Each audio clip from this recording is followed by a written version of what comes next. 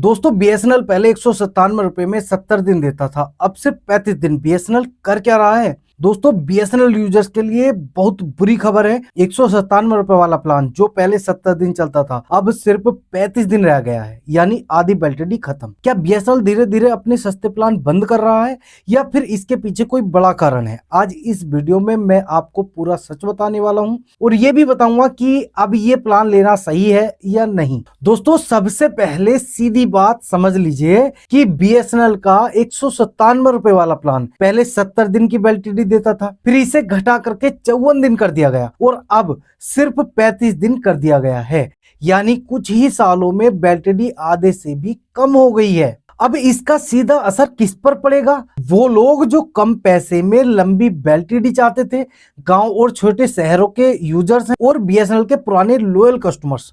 पहले 197 रुपए में 2 महीने से ज्यादा काम चल जाता था, लेकिन अब हर महीने रिचार्ज करना पड़ेगा। अगर हम इसका डेली कॉस्ट निकालें तो अब 197 रुपए वाले प्लान का डेली खर्च लगभग 5.63 पैसे पड़ता है।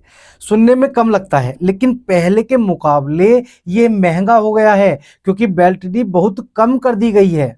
अब बात करते हैं कि इसके बेनिफिट्स की। 5 GB डाटा मिलता है, 100 SMS मिलते हैं, 300 मिनट मिलती हैं वॉइस कॉलिंग और इसके बाद अनलिमिटेड डाटा मिलता है, लेकिन स्पीड सिर्फ 40 kbps हो जाती है, यानी बेसिक यूज के लिए ठीक है लेकिन हैवी यूजर्स के लिए बिल्कुल भी नहीं है। अब सबसे बड़ा सवाल यह है कि बीएसएनएल ऐसा क्यों कर रहा है? देखिए इसके पीछे 2 बड़े कारण हो सकते हैं। पहला, रेवेन्यू बढ़ाना, क्योंकि अब यूजर्स को बार बार रिचार्ज करना पड़ेगा। दूसरा, कंपटीशन प्रेशर। जियो और एयरटेल के सामने टिके रहने के लिए बीएसएनएल अपने प्लान रीस्ट्रक्चर कर रहा है, लेकिन इसका नुकसान सीधा यूजर्स को हो रहा है। अब सवाल यह है क्या प्लान लेना चाहिए या नहीं?